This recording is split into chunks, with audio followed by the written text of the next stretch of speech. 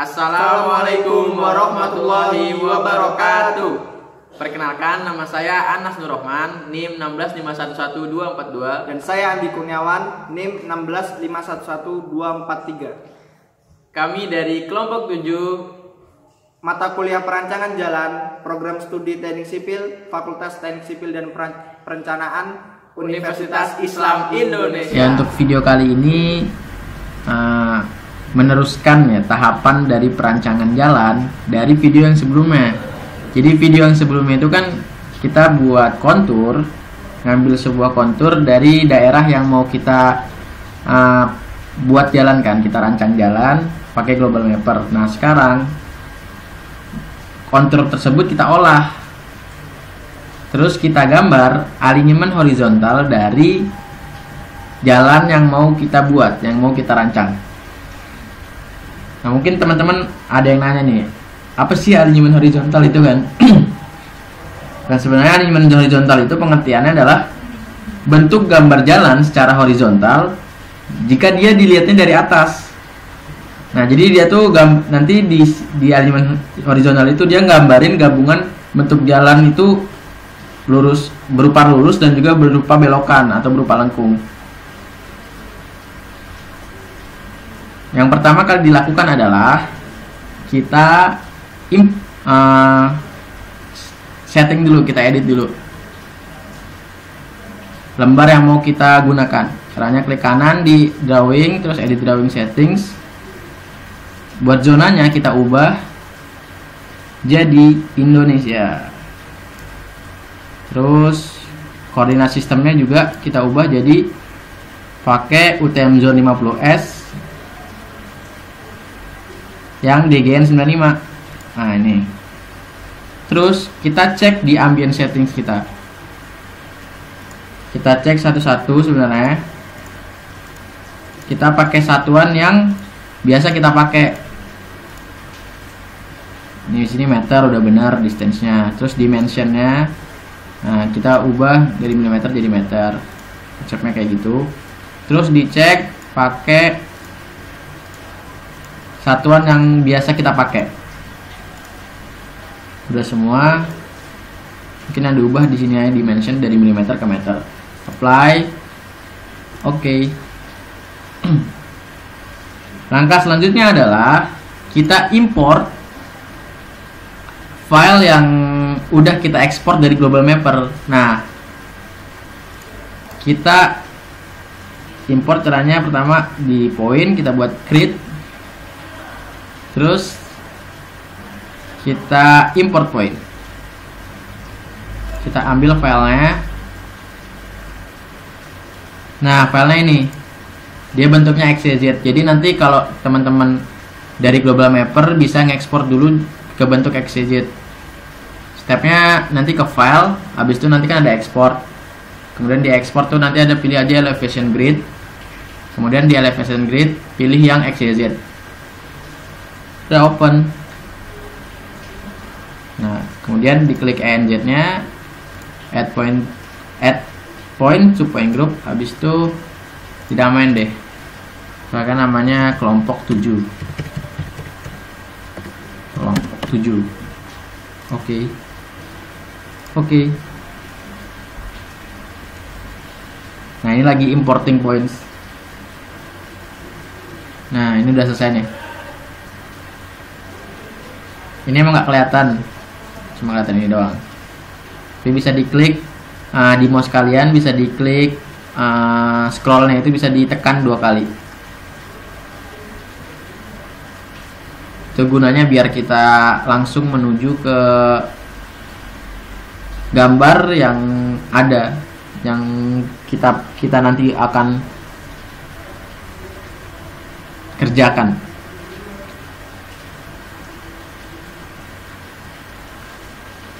Nah, ini udah kelihatan nih gambarnya.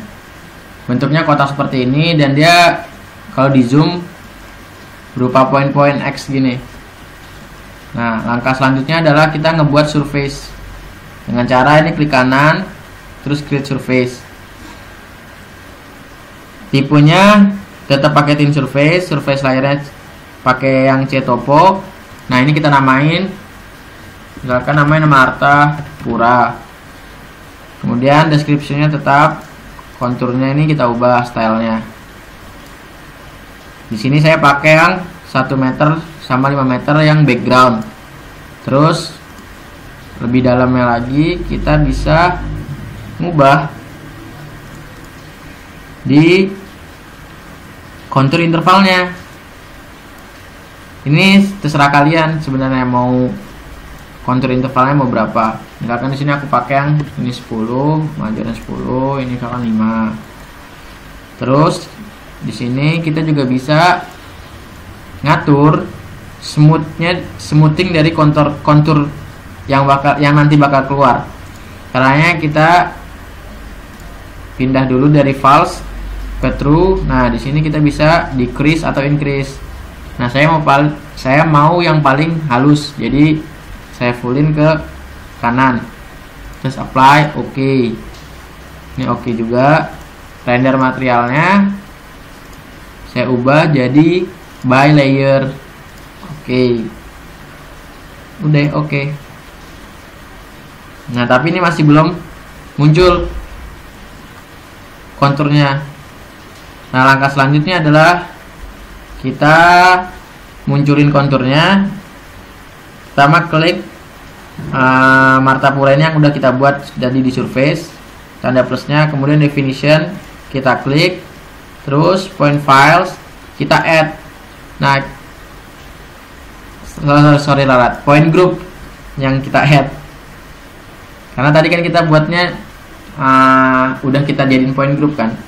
Terus tadi kita buatnya juga namanya kelompok 7. Kita apply. Oke deh. Nah, kita tunggu. Nanti konturnya bakal ada di AutoCAD. Kita udah bisa lihat.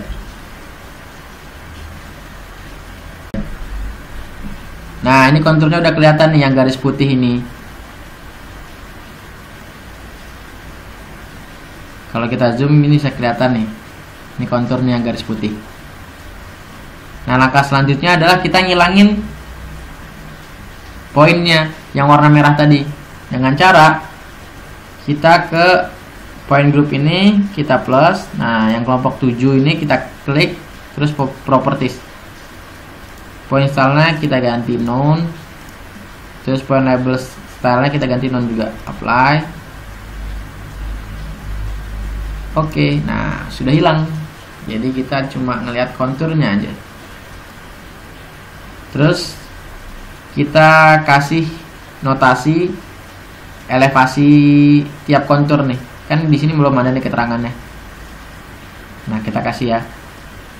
Caranya itu pertama kita klik yang tadi surface yang udah kita buat yang Martapura, klik kanan, habis itu add label. Terus di label type kita ubah jadi multiple add interval. Add. Nah, ini kita buat garis diagonal dari pojok ke pojok. Nah, ini jarak antar interval penamaannya, tulisannya doang. Bahkan mau agak besar 500. Oke. Nah, udah. Kalau udah selesai loading, nah dia tuh ada jadinya sekarang notasi pada ketinggian berapa kontur tersebut.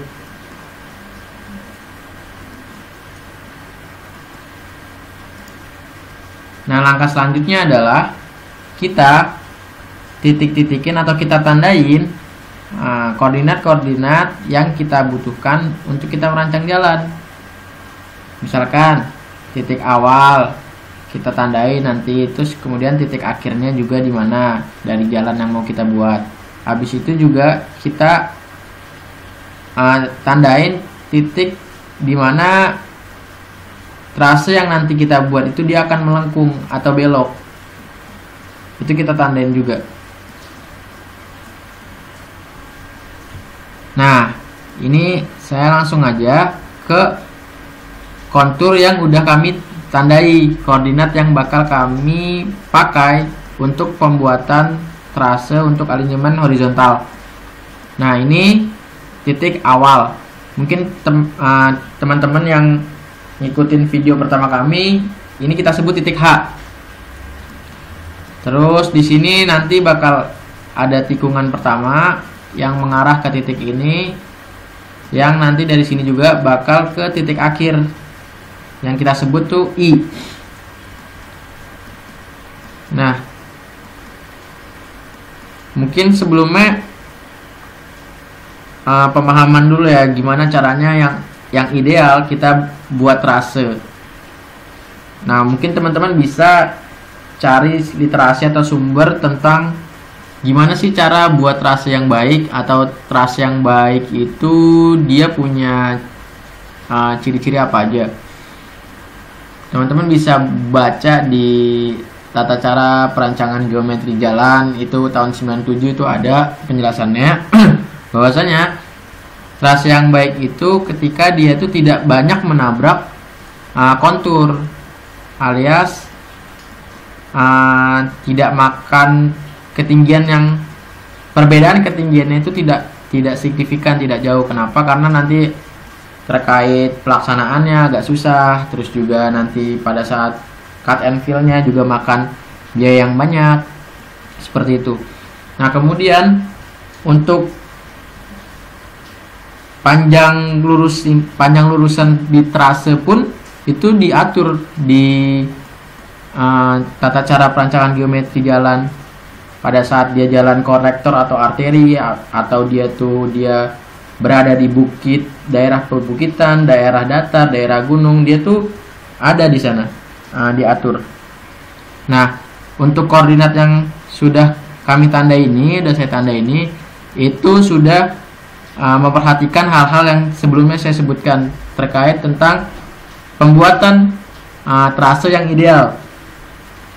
Nah, di sini saya mau tunjukkan caranya buat alinyemen horizontal pakai Civil 3D 2013. Stepnya adalah kita klik alinyemen ini di Home, alinyemen, terus alinyemen Create Tools. Nah, ini kita namain. Misalkan ini kita namain trase 1. Terus di desain kriteria starting design speed. Jadi ini kecepatan rencana yang mau kita pakai itu berapa. Nah, ini juga ada aturannya, tergantung fungsi jalan kalian apa. Kemudian pokoknya ada range di mana kalian bisa pakai kecepatan rencana berdasarkan klasifikasi jalan yang bakal kalian buat. Nah, itu semua ada literasinya juga. Salah satunya yang tadi saya sebutkan itu ada di Tata Cara Perancangan Geometri Jalan.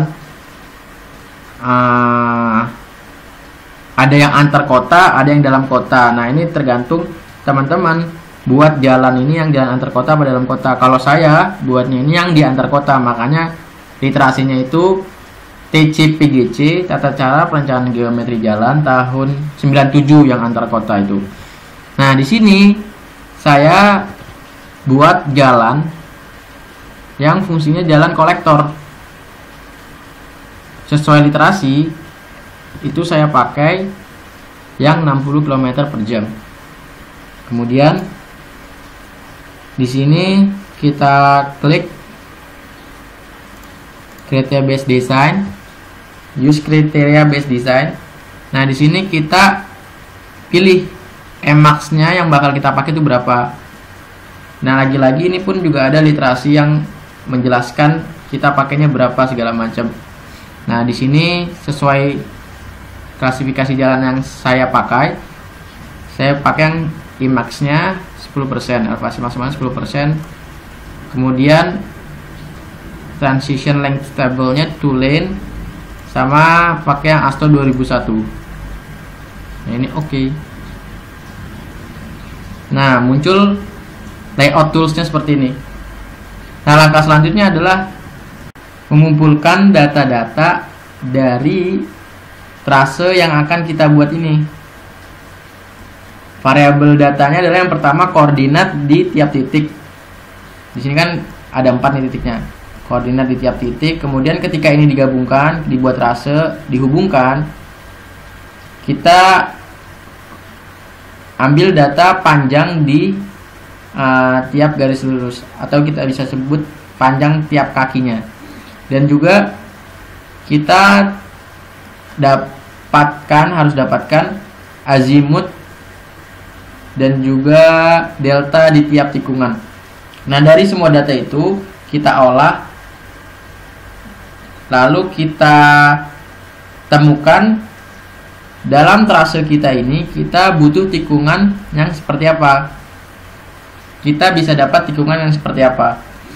Nah, prioritasnya adalah yang pertama, sebisa mungkin ketika data trase jalan ini sudah didapatkan kemudian diolah dan ternyata itu bisa kita pakai tipe tikungan full circle, itu kita pakai. Kenapa kita prioritaskan full circle? Karena full circle ini tipe tikungan yang memiliki tingkat kenyamanan terbaik. Kemudian terkait pengerjaan di lapangannya juga paling mudah, karena dibelokkan full circle ini dia tuh nggak pakai super elevasi. Mungkin teman-teman bisa cari tahu pemahaman antara super elevasi di tikungan itu, kenapa harus ada super elevasi, bahkan super elevasi itu apa gitu. Itu ada di beberapa literasi. Salah satu yang sebelum-sebelumnya saya sebutkan juga, itu ada hubungannya sama gaya sentrifugal dan lain-lain. Nah,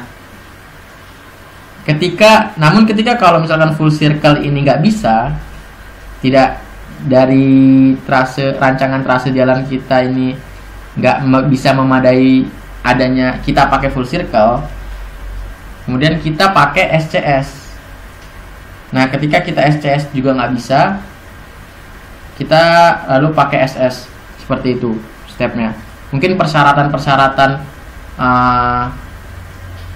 apabila full circle ini harus kayak gimana, apabila SCS itu harus gimana, itu bisa dicari tahu teman-teman di beberapa literasi. Itu ada di sumber-sumber yang saya sebutkan sebelumnya juga ada. Nah, sebelumnya ini sudah saya hitung. Di sini pada tikungan pertama saya tidak bisa dari data ini tidak bisa memakai full circle. Jadi di sini kita harus pakai SCS. Nah, cara buatnya adalah di sini di draw argument ini yang paling kiri, pilihannya ada 3. Nah, ketika teman-teman pakai SCS, itu kalian pilih yang no curve seperti ini. Kita klik yang ini, kemudian kita gambar alignmentnya dari titik awal, terus kemudian ke titik ini, kemudian ke titik ini. Oke.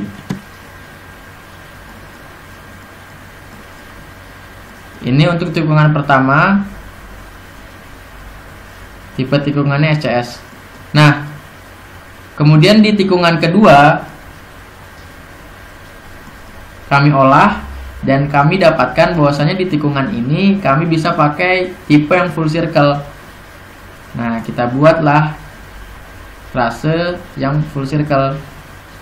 Trase yang full circle ini yang pilih kalian yang with curve. Nah, dari kaki ini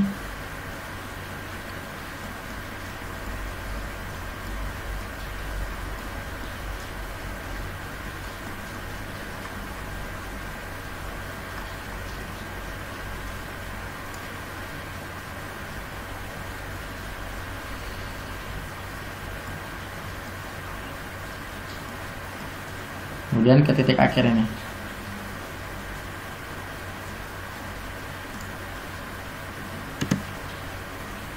Nah, seperti ini. Selanjutnya adalah kita buat layang-layang sesuai dengan perhitungan yang sebelumnya sudah kami hitung. Sama dengan cara klik ini, kemudian pilih yang free spiral curve spiral. Select first entity di sini karena titik awalnya di sana menuju ke bawah. Terus kemudian select next-nya di sini. Pilih yang less than 180.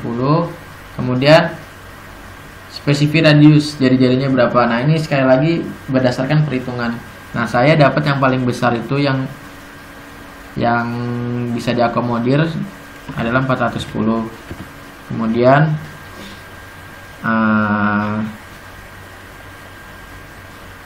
spiral inline-nya 60 meter, spiral outline-nya juga 60 meter. Nah, sudah seperti ini. Nah, dia akan berubah. Nah, kemudian kita cek di